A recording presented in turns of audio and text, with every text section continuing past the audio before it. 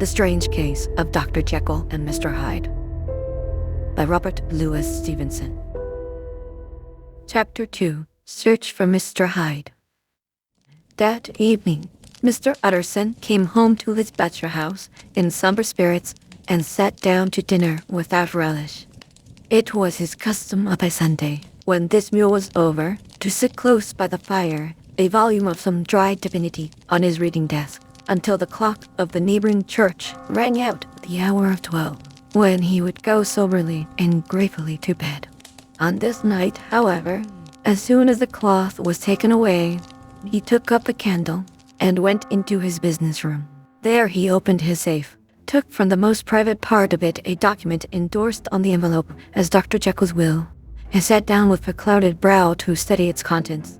The will was holograph, for Mr. Utterson, though he took charge of it now that he was made, had refused to lend the least assistance in the making of it.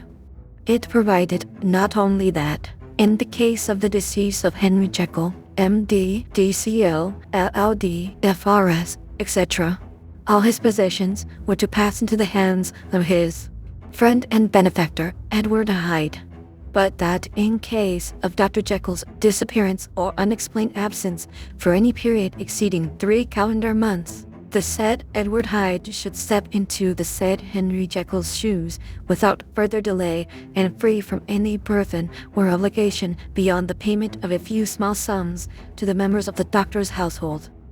This document had long been the lawyer's eyesore. It offended him both as a lawyer and as a lover of the sane and customary sides of life, to whom the fanciful was the immodest. And hitherto, it was his ignorance of Mr. Hyde that had swelled his indignation. Now, by sudden turn, it was his knowledge. It was already bad enough when the name was but a name, of which he could learn no more. It was worse when it began to be clothed upon with detestable attributes. And out of the shifting, insubstantial mists that had so long baffled his eye, there leaped up the sudden, definite presentment of a fiend. I thought it was madness, he said, as he replaced the obnoxious paper in the safe. and now I begin to fear it's a disgrace. With that, he blew out his candle, put on a greatcoat, and set forth in the direction of Cavendish Square, that citadel of medicine, where his friend, the great Dr. Lanyon, had his house and received his crowding patients. If anyone knows, it will be Lanyon. He had thought. The solemn butler knew and welcomed him. He was subjected to no stage of delay, but ushered direct from the door to the dining room, where Dr. Lanyon sat alone over his wine. This was a hearty, healthy, dapper, red-faced gentleman with a shock of hair prematurely white and a boisterous and decided manner. At the sight of Mr. Utterson, he sprang up from his chair and welcomed him with both hands. The geniality, as was the way of the man, was somewhat theatrical to the eye, but it reposed on genuine feeling. For these two were old friends, old mates both at school and college, both thorough respecters of themselves and of each other, and what does not always follow, men who thoroughly enjoyed each other's company. After a little rambling talk, the lawyer led up to the subject which so disagreeably preoccupied his mind. I suppose, Lanyon, Said he, you and I must be the two oldest friends that Henry Jekyll has. I wish the friends were younger. chuckled Dr. Lanyon. But I suppose we are. Then what of that? I see little of him now. Indeed? Said Utterson, I thought you had a bond of common interest. We had. was the reply. But it is more than 10 years since Henry Jekyll became too fanciful for me. He began to go wrong in the mind. And though, of course, I continue to take an interest in him, for old sake's sake, as they say, I see and I have seen devilish little of the man. Such unscientific balderdash Added the doctor, flushing suddenly purple. would have estranged Damon and Pythias. This little spirit of temper was somewhat of a relief to Mr. Utterson. They have only differed on some point of science. He thought, and being a man of no scientific passions, except in the matter of conveyancing, he even added, It is nothing worse than that. He gave his friend a few seconds to recover his composure, and then approached the question he had come to put. Did you ever come across a protege of his, one Hyde? He asked. Hyde? Repeated Lanyon. No. Never heard of him since my time. That was the amount of information that the lawyer carried back with him to the great dark bed on which he tossed to and fro until the small hours of the morning began to grow large. It was a night of little ease to his toiling mind, toiling in mere darkness and besieged by questions. 6 o'clock struck on the bells of the church that was so conveniently near to Mr. Utterson's dwelling, and still he was digging at the problem. Hitherto, it had touched him on the intellectual side alone, but now his imagination also was engaged, or rather enslaved, and as he lay and tossed in the gross darkness of the night and the curtained room, Mr. Enfield's tale went by before his mind in a scroll of lighted pictures. He would be aware of the great field of lamps of a nocturnal city, then of the figure of a man walking swiftly, then of a child running from the doctor's. And then these met, and that human juggernaut trod the child down and passed on regardless of her screams. Or else he would see a room in a rich house where his friend lay asleep, dreaming and smiling at his dreams. And then the door of that room would be opened, and the curtains of the bed plucked apart. The sleeper cold and lo, there would stand by his side a figure to whom power was given. And even at that dead hour, he must rise and do its bidding. The figure in these two phases haunted the lawyer all night, and if at any time he dozed over, it was but to see it glide more stealthily through sleeping houses, or move the more swiftly, and still the more swiftly, even to dizziness, to the wider labyrinths of the lamp-lighted city, and at every street corner crush a child and leave her screaming. And still, the figure had no face by which he might know it. Even in his dreams, it had no face, or one that baffled him and melted before his eyes. And thus it was that there sprang up and grew apace, in the lawyer's mind, a singularly strong, almost an inordinate curiosity to behold the features of the real Mr. Hyde. If he could but once set eyes on him, he thought the mystery would lighten and perhaps roll altogether away, as was the habit of mysterious things when well examined. He might see a reason for his friend's strange preference or bondage, call it which you please, and even for the startling clauses of the will. At least it would be a face worth seeing, the face of a man who was without bowels of mercy, a face which had but to show itself to raise up in the mind of the unimpressionable Enfield a spirit of enduring hatred. From that time forward, Mr. Utterson began to haunt the door in the by-street of shops. In the morning, before office hours, at noon when business was plenty and time scarce, at night, under the face of the fogged city moon. By all lights and at all hours of solitude or concourse, the lawyer was to be found on his chosen post. If he be Mr. Hyde, he had thought, I shall be Mr. Seek. And at last, his patience was rewarded. It was a fine, dry night, frost in the air, and the streets as clean as a ballroom floor, the lamps unshaken by any wind, drawing a regular pattern of light and shadow. By 10 o'clock, when the shops were closed, the by-street was very solitary and, in spite of the low growl of London from all around, very silent. Small sounds carried far. Domestic sounds out of the houses were clearly audible on either side of the roadway, and the rumor at approach of any passenger preceded him by a long time. Mr. Utterson had been some minutes at his post when he was aware of an odd, light footstep drawing near. In the course of his nightly patrols, he had long grown accustomed to the quaint effect with which the footfalls of a single person, while he is still a great way off, suddenly spring out distinct from the vast hum and clatter of the city.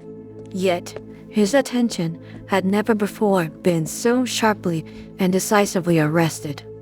Then, It was with a strong, superstitious prevision of success that he withdrew into the entry of the court.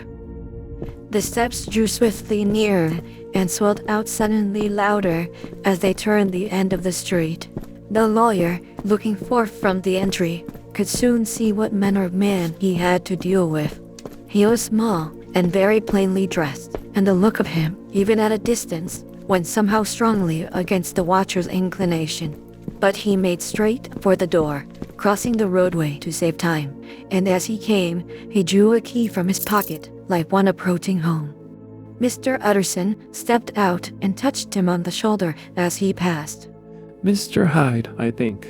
Mr. Hyde shrank back with a hissing intake of the breath. But his fear was only momentary, and though he did not look the lawyer in the face, he answered coolly enough. That is my name. What do you want? I see you are going in. Returned the lawyer. I am an old friend of Dr. Jekyll's, Mr. Utterson of Gaunt Street. You must have heard of my name, and meeting you so conveniently, I thought you might admit me. You will not find Dr. Jekyll. He is from home. Replied Mr. Hyde, blowing in the key, and then suddenly, but still without looking up, How did you know me? he asked. On your side. Said Mr. Utterson. Will you do me a favor? With pleasure. Replied the other. What shall it be? Will you let me see your face? Asked the lawyer. Mr. Hyde appeared to hesitate, and then, as if upon some sudden reflection, fronted about with an air of defiance, and the pair stared at each other pretty fixedly for a few seconds. Now I shall know you again. Said Mr. Utterson. It may be useful. Yes. Returned Mr. Hyde. It is as well we have met. And apropos, you should have my address. And he gave a number of a street in Soho. Good God! Thought Mr. Utterson. Can he too have been thinking of the will? But he kept his feelings to himself, and only grunted in acknowledgement of the address. And now, Said the other. how did you know me? By description. Was the reply. Whose description? We have common friends. Said Mr. Utterson. Common friends. Echoed Mr. Hyde, a little hoarsely. Who are they? Jekyll, for instance. Said the lawyer. He never told you. Cried Mr. Hyde with a flush of anger. I did not think you would have lied. Come, Said Mr. Utterson. that is not fitting language. The other snarled aloud into a savage laugh, and the next moment, with extraordinary quickness, he had unlocked the door and disappeared into the house. The lawyer stood a while when Mr. Hyde had left him, the picture of disquietude. Then he began slowly to mount the street, pausing every step or two, and putting his hand to his brow, like a man in mental perplexity. The problem he was thus debating as he walked was one of a class that is rarely solved. Mr. Hyde was pale and dwarfish. He gave an impression of deformity, without any nameable malformation. He had a displeasing smile. He had borne himself to the lawyer with a sort of murderous mixture of timidity and boldness, and he spoke with a husky, whispering, and somewhat broken voice. All these were points against him, but not all of these together could explain the hitherto unknown disgust, loathing, and fear with which Mr. Utterson regarded him. There must be something else. Said the perplexed gentleman. There is something more, if I could find a name for it. God bless me, the man seems hardly human. Something troglodytic, shall we say? Or can it be the old story of Dr. Fell? Or is it the mere radiance of a foul soul that thus transpires through and transfigures its clay continent? The last, I think, for oh, my poor old Harry Jekyll. If ever I read Satan's signature upon a face, it is on that of your new friend. Round the corner from the by-street, there was a square of ancient, handsome houses, now for the most part decayed from their high estate, and let in flats and chambers to all sorts and conditions of men, map engravers, architects, shady lawyers, and the agents of obscure enterprises. One house, however, second from the corner, was still occupied entire, And at the door of this, which wore a great air of wealth and comfort, though it was now plunged in darkness except for the fanlight, Mr. Utterson stopped and knocked. A well-dressed, elderly servant opened the door. Is Dr. Jekyll at home, Poole? Asked the lawyer. I will see Mr. Utterson. Said Poole, admitting the visitor, as he spoke, into a large, low-roofed, comfortable hall paved with flags, warmed, after the fashion of a country house, by a bright, open fire, and furnished with costly cabinets of oak. Will you wait here by the fire, sir? Or shall I give you a light in the dining room? Here, thank you. Said the lawyer, and he drew near and leaned on the tall fender. This hall, in which he was now left alone, was a pet fancy of his friend the doctor's, and Utterson himself was wont to speak of it as the pleasantest room in London. But tonight, there was a shudder in his blood. The face of Hyde sat heavy on his memory. He felt, what was rare with him, a nausea and distaste of life, and in the gloom of his spirits, he seemed to read a menace in the flickering of the firelight on the polished cabinets, and the uneasy starting of the shadow on the roof. He was ashamed of his relief when Poole presently returned to announce that Dr. Jekyll was gone out. I saw Mr. Hyde go in by the old dissecting room, Poole. He said, Is that right, when Dr. Jekyll is from home? Quite right, Mr. Utterson, sir. replied the servant. Mr. Hyde has a key. Your master seems to repose a great deal of trust in that young man, Poole. Resumed the other musingly. Yes, sir, he does indeed. Said Poole. We have all orders to obey him. I do not think I have ever met Mr. Hyde. Asked Utterson. Oh, dear no, sir. He never dines here. Replied the butler. Indeed, we see very little of him on this side of the house. He mostly comes and goes by the laboratory. Well, good night, Poole.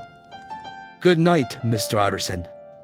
And the lawyer set homeward with a very heavy heart. Poor Harry Jekyll. He thought, My mind misgives me. He is in deep waters. He was wild when he was young. A long while ago, to be sure. But in the law of God, there is no statute of limitations. Ah, it must be that. The ghost of some old sin. The cancer of some concealed disgrace. Punishment coming, pericolo. Years after memory has forgotten, and self-love condoned the fault. and the lawyer, scared by the thought, brooded a while on his own past, groping in all the corners of memory, lest by chance some jack-in-the-box of an old iniquity should leap out to light there. His past was fairly blameless. Few men could read the rolls of their life with less apprehension. Yet he was humbled to the dust by the many ill things he had done, and raised up again into a sober and fearful gratitude by the many he had come so near to doing yet avoided. And then, by a return of his former subject, he conceived a spark of hope. This Mr. Hyde, if he were studied, Thought he, must have secrets of his own, black secrets, by the look of him, secrets compared to which poor Jekyll's worst would be like sunshine. Things cannot continue as they are. It turns me cold to think of his creature stealing, like a thief, to Harry's bedside. Poor Harry, what awakening! And the danger of it. For if this Hyde suspects the existence of the will, he may grow impatient to inherit. Ah, I must put my shoulder to the wheel. If Jekyll will but let me. he added, If Jekyll will only let me. for once more he saw before his mind's eye, as clear as transparency, the strange clauses of the will.